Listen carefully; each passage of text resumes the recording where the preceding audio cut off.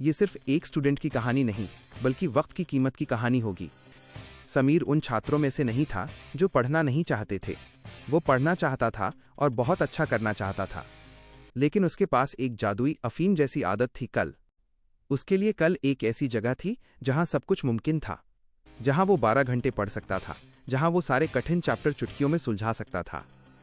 जब भी वो आज किताब खोलता, उसका दिमाग उसे फुसलाता, अमीर अभी मूड नहीं है, कल सुबह ताज़े दिमाग से शुरू करेंगे, देखना कितना मजा आएगा। और समीर इस मीठे धोखे में आ जाता। उसकी मेज पर धूल खाती किताबें, दीवार पर चिपका पुराना टाइम टेबल और उसके कैलेंडर पर कटी हुई तारीखें सब चिल्ला चिल्ला कर कह रही थीं कि समय रेत की तरह फिसल रहा है।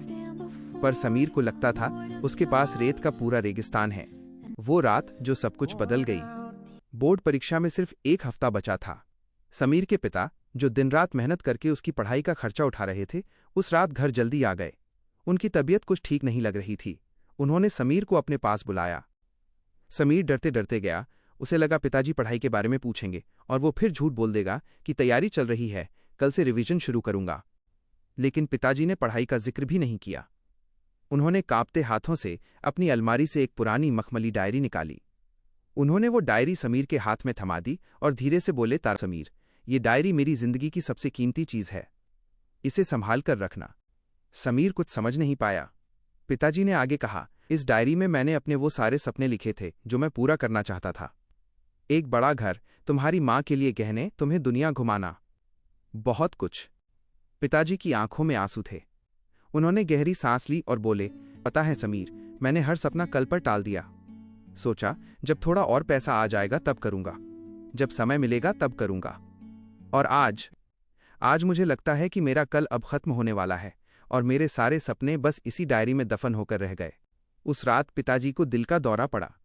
उन्हें अस्पताल ले जाया गया। डॉक्टरों ने कहा कि हालत गंभीर है। अंधेरे में जलती एक मोमबत्ती। समीर अस्पताल के कॉरिडोर में अकेला बैठा था। सन्नाटे में उसे सिर्फ अपने पिताजी की वो बातें याद आ रही थीं। उसने कांपते हाथों से वो डायरी खोली। शुरुआत के कुछ पन्ने भरे हुए थे उत्साह और सपनों से, लेकिन जैसे जैसे पन्ने पलटते गए, खाली जगह बढ़ती गई।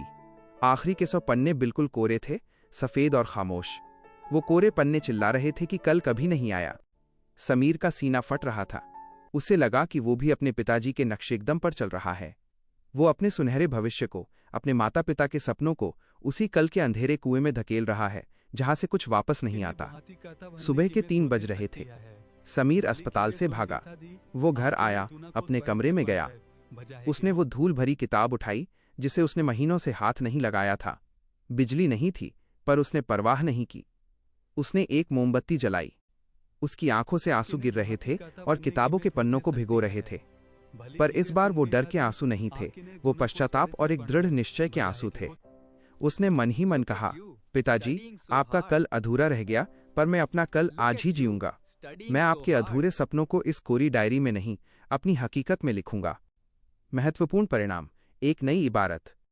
अगले 7 दिन समीर के लिए परीक्षा नहीं, एक तपस्या थे। वो सोता नहीं था, वो बस पढ़ता था, हर पल, हर सेकंड। जब भी उसे नींद आती, वो उस खाली डायरी को देख लेता। परीक्षा हुई। रिजल्ट आया। समीर ने पूरे प्रदेश में टॉप किया था। लेकिन उस दिन मेडल लेते वक्त समीर की आंखों में जो चमक थी, वो रैंक की नहीं थी। वो चमक थी एक ऐसे इंसान की जिसने समय को हरा दिया था। समीर ने वो मेडल अपने पिताजी, जो अब ठीक हो चुके थे, के गले में डाला और उनके हाथों में वही पुरानी डायरी रख दी। पर इस बार उस डायरी के आखिरी कोरे पन्ने पर समीर ने गहरे काले रंग से लिखा था, सपनों की कोई एक्सपायरी डेट नहीं होती, बशर्ते उन्हें कल की नजर न लगे। मेरा कल आज से शुरू होता है।